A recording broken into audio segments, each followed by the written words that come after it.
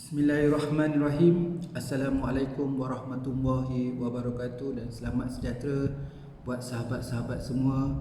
Alhamdulillah, malam ni kita bertemu lagi dalam kelas mengaji tulis artikel jurnal untuk ke level yang kedua, untuk siri yang kedua.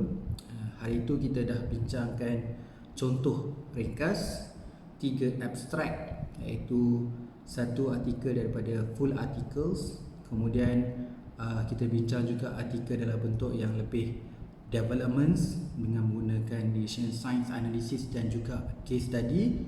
Kemudian yang ketiga, kita beri satu contoh berkaitan dengan bagaimana nak menulis abstrak berdasarkan satu contoh paper conceptual. Jadi yang siri yang satu hari itu, pakcik bagi contoh 3 paper pakcik secara umum. So kita warm up untuk belajar tentang lebih dalam konteks menulis.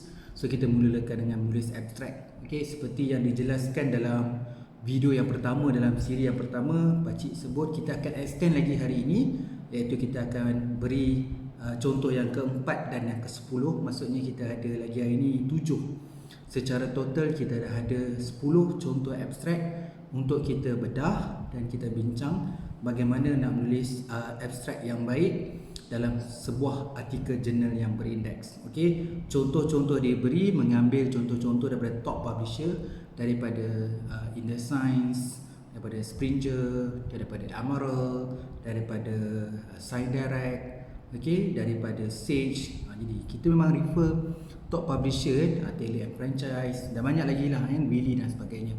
So daripada top publisher itu kita ambil contoh-contoh daripada artikel jurnal. Kalau kita tulis tesis, kita memang refer tesis, tapi untuk artikel jurnal memang kita refer artikel jurnal. Jadi untuk malam ini kita teruskan kelas pengajian kita untuk abstrak yang keempat. Jadi malam ni lebih pengkhususan di mana tolak satu saja, di mana pakcik tak tunjukkan contoh abstrak untuk penyelidikan. Yang biasa dalam penyelidikan tu memang kena ada intro, LR, method, analysis, discussion dan conclusion. Tetapi pakcik menekankan 4 kategori yang lain, iaitu jenis, bermulakan dari segi conceptual, kemudian kita ada literature review, kemudian kita ada general review dan kita ada short communication. Seperti yang kita sedia maklum, dalam level 1, so kita kena betul-betul jelas dan betul-betul faham setiap jenis ini. Jadi kita telah perhalusi dari segi tip and tricks, jenis-jenis artikel. Jadi dalam konteks penulisan artikel ni, kita bagi contoh yang lebih sikit berbanding dengan level 2 itu, yang siri 1 yang sebelum ni. Ni kita masuk level 2 siri 2. Okay, kita tunjuk berdasarkan mengikut jenis. Okay, kita mulakan jenis yang pertama adalah conceptual. Okay, di sini kan, kalau sedia maklum semua, jenis-jenis artikel ni nanti pakcik boleh kongsikan. Tapi sebenarnya artikel-artikel ini telah pakcik beri pada level 1 iaitu. Okay, nanti pakcik attachkan semula untuk jadi rujukan pada artikel-artikel ni supaya kita lebih jelas bagaimana untuk penulisan abstrak. Tetapi full artikel tu nanti remind pakcik, tapi yang most important adalah kita betul-betul faham tentang penulisan abstrak ni. Okey. Nombor 1 adalah ataupun abstrak yang keempat, kita sambung itu abstrak sampai ketiga, abstrak keempat. So tajuk artikel ni adalah daripada publisher dia daripada Springer. Okey. So topik dia adalah designing conceptual article for approach. Pasal mana kita boleh belajar sambil-sambil kita belajar paper conceptual, saya memilih paper yang sebenarnya mengajar kita macam mana nak design conceptual article. Jadi tajuk artikel dia adalah designing conceptual article for approach. So ada 4 kaedah digunakan bagaimana untuk membangunkan artikel berbentuk conceptual. Okay, kita belajar paper conceptual, kita review paper yang kita macam mana nak bangunkan artikel konsep dan jenis-jenis conceptual. Okay, jadi pakcik screenshot dia punya abstract secara ringkas. So pakcik kategorikan di dalam 4 bahagian. Okay, 4 bahagian. Yang pertama dia adalah berkaitan dengan pengenalan dan menekankan kepentingan kenapa dia nak tulis artikel ni. Jadi line yang pertama, okay, dia cerita as a powerful means of theory building, okay, conceptual article are increasingly called for marketing academia. Okay, However, research struggle to design and write non-empirical article because of the lack commonly accepted template to guide their development. Maksud dia, ramai orang nak tulis artikel yang berbentuk non-empirical ataupun tanpa data, tetapi bagaimana untuk menulis. So, ramai penulis tidak ada template atau guideline menulis artikel berbentuk conceptual, iaitu without data ataupun non-empirical. Jadi yang pertama tu pengenalan. Okey, nak menekankan kenapa artikel ini ditulis. Poin yang kedua adalah pakcik tulis nombor 2 kat situ, pakcik kurungkan dia dalam kotak warna merah, iaitu adalah tujuan dan objektif artikel tu. Jadi kat sini dia tulis the aim of this paper is to highlight. Jadi kadang-kadang kita nak menulis, kadang-kadang cara menulis ni kita nak belajar. The aim of this paper is to highlight. Kita boleh ambil, kita boleh quote, kita boleh ambil ayat ni, kita boleh ambil untuk tulis dalam tesis. Sebab ini adalah contoh nak menulis bagaimana ayat. Ayat demi ayat kan. Okay. The aim of this paper to highlight methodological consideration for conceptual paper. Titik dua bertindih is argue that such paper must be grounded in clear research design, and the choice of the theory and the role of the analysis must be explicated and justified. So mesti applicated and justified. Okay. Jadi point nombor 2 ni nak beritahu tentang tujuan dan objektif kenapa artikel ini ditulis. Okay. Kemudian terus ayat yang ketiga dia beritahu result, keputusan daripada nak propose template ni. So the paper discuss 4 potential template for conceptual paper based on the theory synthesis, theory adaptation, typology and model, and their respected aims, approach for using theory and contribution potential. Okey, itu dia dalam kajian ni sebenarnya mengeluarkan satu guide ataupun template untuk menulis conceptual paper. Kemudian poin yang keempat atau ayat yang keempat dan yang terakhir, supported by illustrative example, this template codifies some of the tacit knowledge that underpins the design for non-empirical papers and will be of use to anyone undertaking supervising or reviewing conceptual research. So poin yang terakhir ni adalah satu penegasan dan juga cadangan untuk kepada researcher dan kepada penulis untuk menjadikan dia sebagai rujukan untuk menulis paper conceptual. So boleh gunakan juga kepada supervisor dan kepada yang terlibat dalam artikel journals dari segi pembangunan malah management review untuk menggunakan contoh template ni. Okey, jadi artikel ini designing conceptual article based on the 4 approach.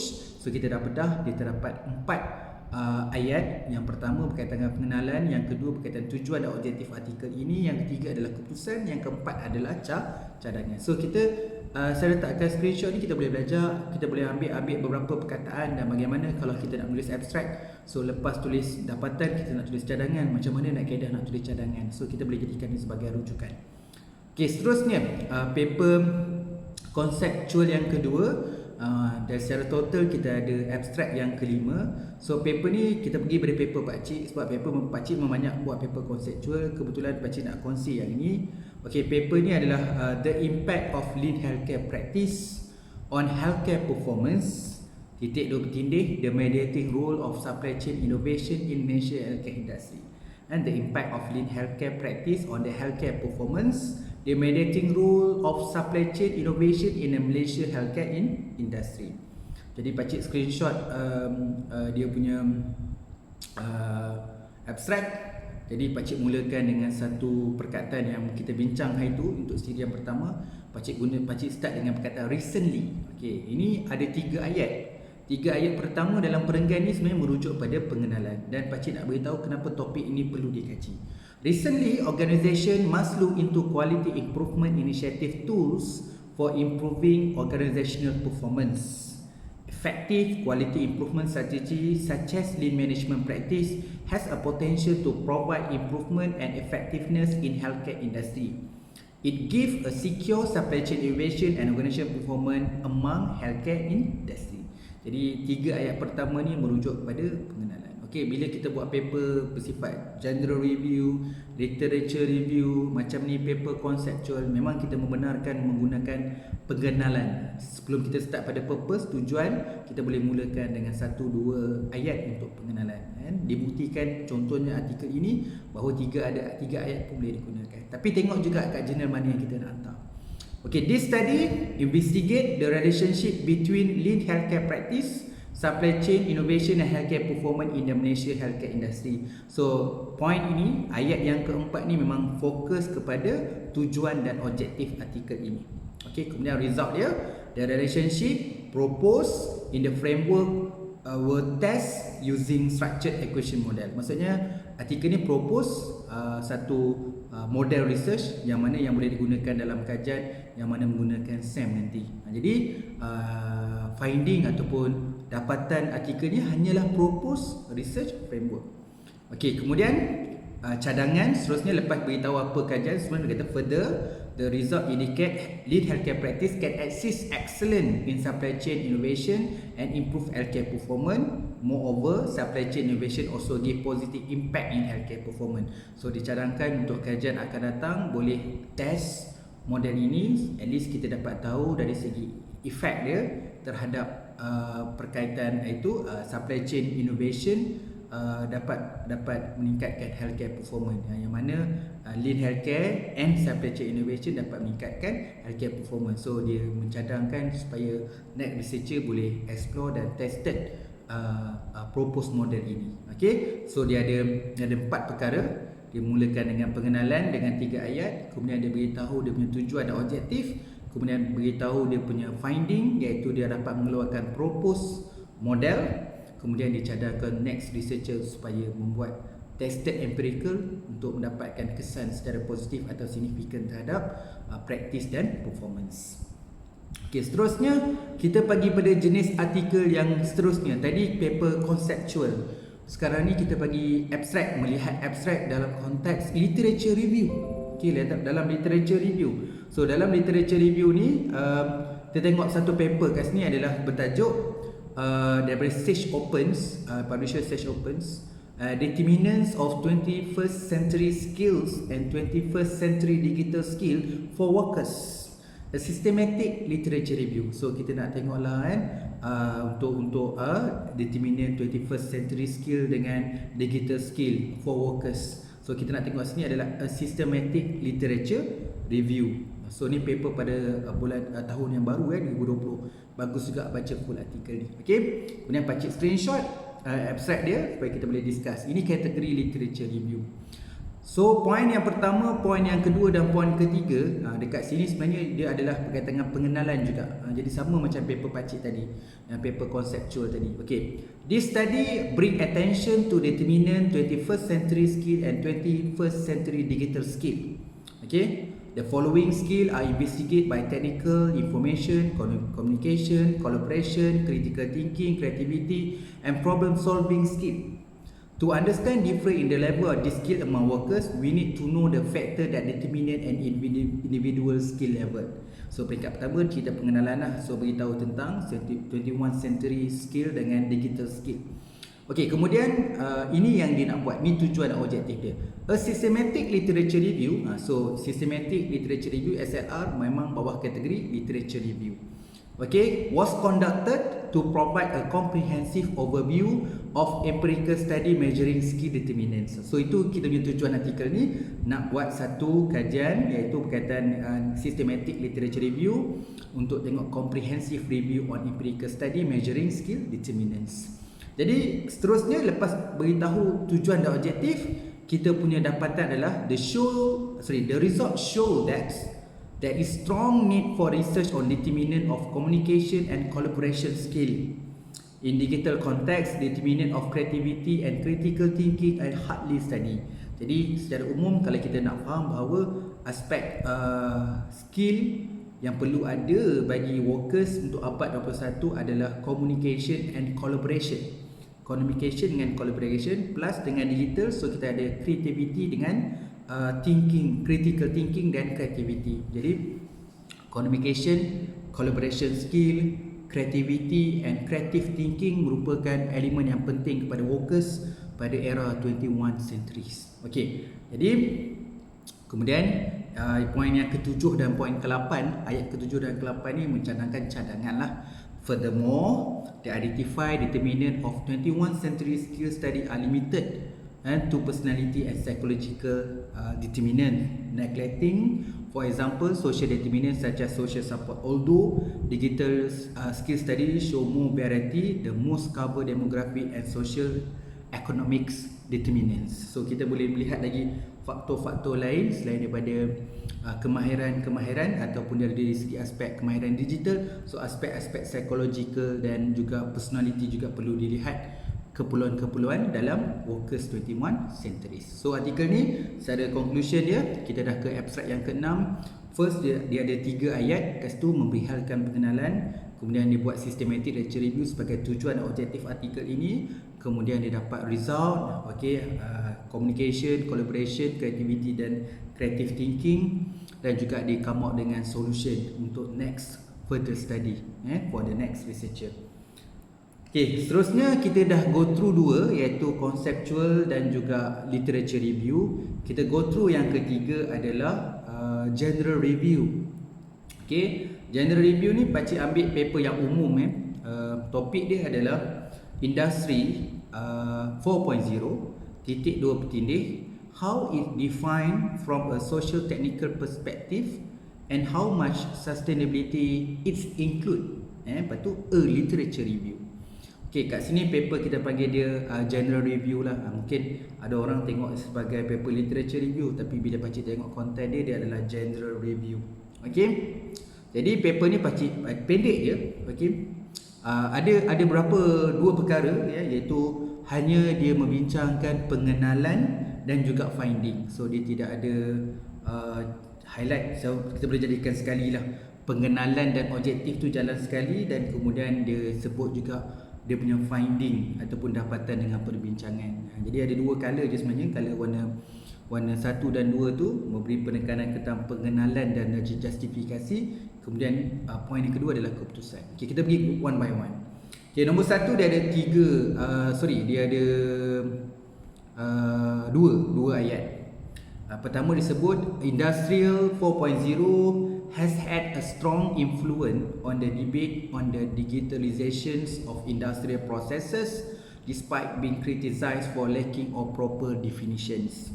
However, 4.0 might offer a huge chance to align the goal of sustainable development with ongoing digital transformation in industrial developments. So peringkat nombor 1 ni cerita menekankan Industrial 4.0. Menarik tentang artikel ni, memang tajuk dia fokus pada Industrial 4.0. Jadi dekat abstrak ni ada 3 kali perkataan, perkataan disebut berulang, iaitu Industrial 4.0. Pakcik letak line warna hijau. So ada 3 kali perkataan Industrial 4.0 tu disebut. Okay, seterusnya cerita pasal dapatan. The main contribution of this paper is therefore twofold. We provide a de facto definition of the concept Industry 4.0 from a social technical perspective based on the most often cited key features, as well as a true review on how far the concept sustainability is incorporated in it. Okay, jadi dia tunjukkan dia ada 2 ayat, okay, menceritakan dia punya dapatan kajian. Jadi yang kat sini paper general review ni, topik Industri 4.0 ada 2 perkara. Pertama, dia highlight perkataan Industri 4.0, iaitu 3 kali perkataan tu diulang. Kemudian dalam perenggan itu dia memberihalkan 2 perkara, iaitu perkenalan dan tujuan disekalikan dalam 2 ayat. Kemudian dia ceritakan tentang dapatan kajian daripada hasil daripada general review. Jadi dapatan ni berdasarkan general review. Keputusan atau dapatan berdasarkan general review yang dapat dihasilkan dari sokongan perbincangan kajian lepas. Okey, seterusnya paper yang ni memang pakcik pernah tunjuk hari tu. Paper ni daripada In The Science. Okey, tajuk dia adalah Entrepreneurship and Universities. Kalau you all masih ingat, pakcik ada sebut tajuk artikel ni lebih pendek berbandingkan nama tajuk jurnal. Nama tajuk jurnal ni International Journal Entrepreneurship and Small Business, tapi tajuk artikel dia Entrepreneurship and Universities. Aspek dia berpendek saja. Okey, ada 2. Kat sini dia berbeza. Dia sebut yang pertama, dia sebut tentang tujuan dan objektif artikel ini. Kedua, dia nyatakan dapatan. Okey, yang pertama dia tanya tujuan dan objektif. This paper examine the link between universities and entrepreneurships. The paper find three distinct way that university influence entrepreneurship. Ini dapatan dia lah. Three distinct way that university influence entrepreneurship. First, technology transfer, knowledge spillover and entrepreneurship capital. So pendek je abstract ni untuk kita buat paper journal review. Yang ni paper di InDesign publisher dia. So ada dua. Pertama dia highlight tujuan dan objektif artikel ini. Kemudian dia ceritakan dia punya result, dia punya finding. Dia menemukan dalam hasil journal review tu 3 perkara yang penting untuk melihat perkaitan antara entrepreneurship dan universiti, iaitu technology transfer, knowledge spillover and entrepreneurship capital. Jadi seringkas ini abstrak pun boleh ditulis sekiranya. So bersesuaianlah dengan jurnal ini. Di jurnal International Journal Entrepreneurship and Small Business, kita boleh hantarkan jurnal ni. Ni sebagai contoh di mana abstrak dia ringkas dia. Ada 2 perkara saja, iaitu dia mula diceritakan tujuan dan objektif, kemudiannya adalah dia punya dapatan ataupun keputusan. Okey, yang terakhir untuk section kita dah bincang conceptual, kemudian literature review, kemudian general review. Yang terakhir adalah short communication. So untuk short communication ada 2 artikel untuk kita bedah dan tengok.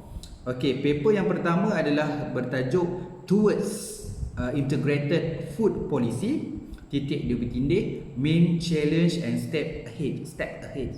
Okey, sebelum tu kan ada juga short communication kat sini. Sebelum tu saya nak jelaskan short communication. Short communication boleh ada data dengan tanpa data. Tu nombor 1.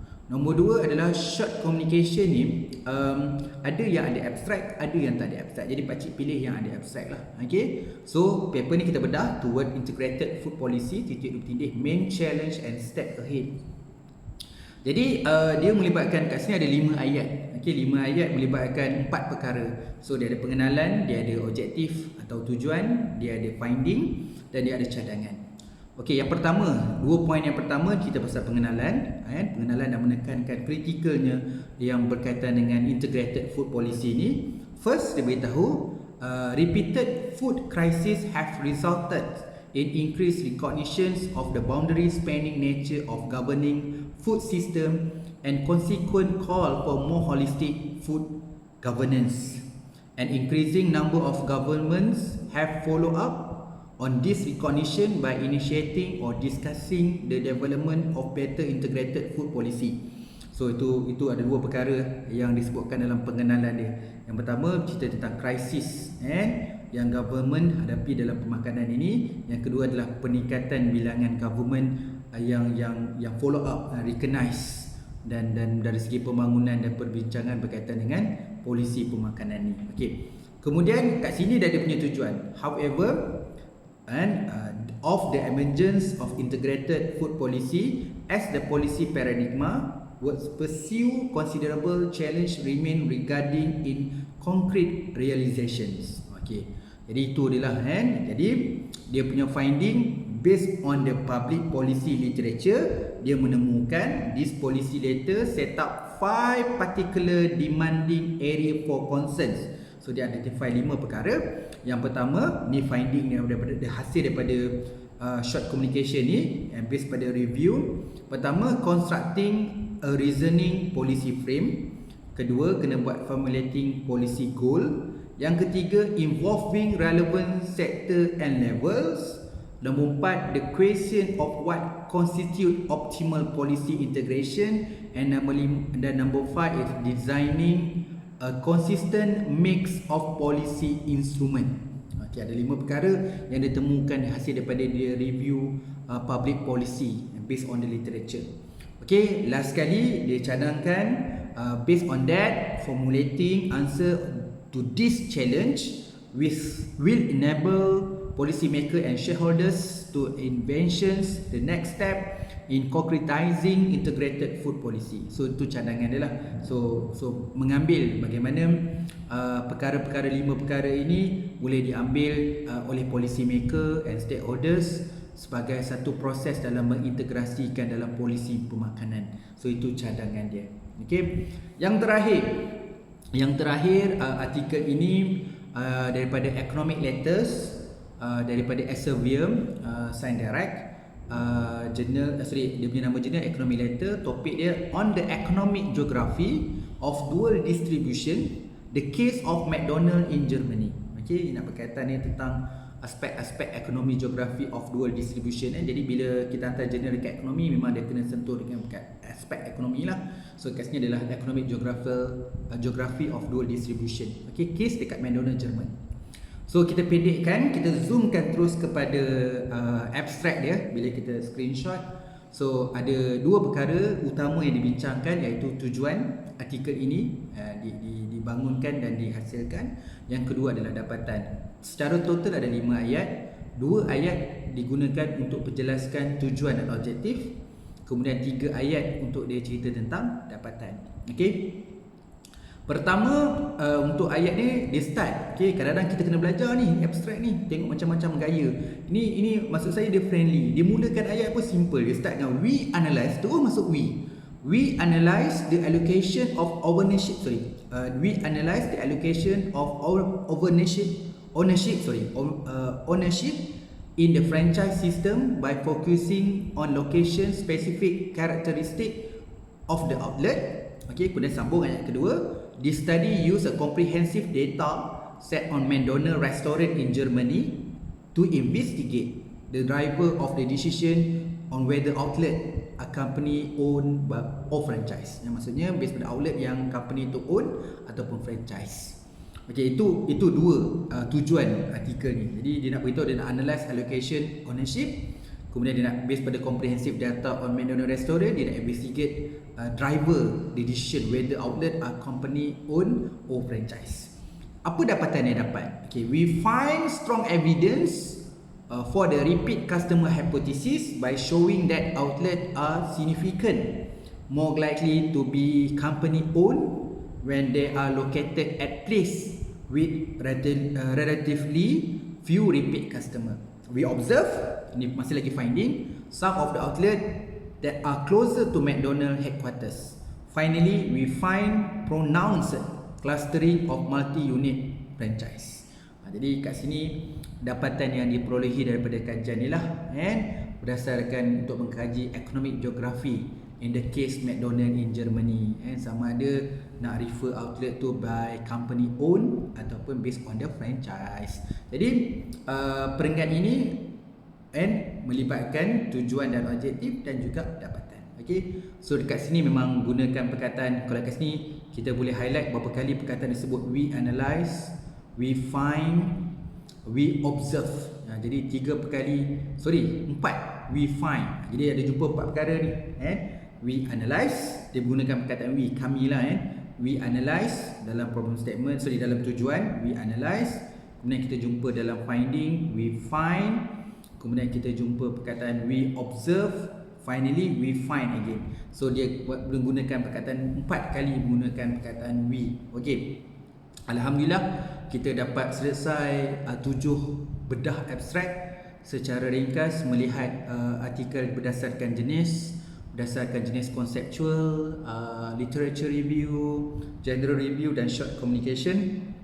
Sekali lagi mohon maaf daripada Pakcik sekiranya ada sebutan yang tersangkut-sangkut, mungkin sebutan tak berapa nak lancar, tapi niat Pakcik adalah untuk menyampaikan, untuk memastikan bahawa kita faham bagaimana ada variety dalam penulisan abstrak. Jadi Pakcik mengambil banyak masa untuk siapkan slide ni, jadi lihatlah bagaimana Pakcik nak tekankan bahawa perkara-perkara ini, 10 abstrak Pakcik bagi ni untuk kita belajar macam mana nak tulis abstrak yang baik. Okey, dia berbeza-beza, merujuk publisher, merujuk jurnal. So variety perlu ada dalam abstrak, merujuk pada jurnal. Namun walaupun variety, kita boleh simpulkan, sebab yang ini adalah siri yang kedua yang terakhir untuk abstrak, untuk nanti kita pergi topik lain, bahawa abstrak boleh ada pengenalan.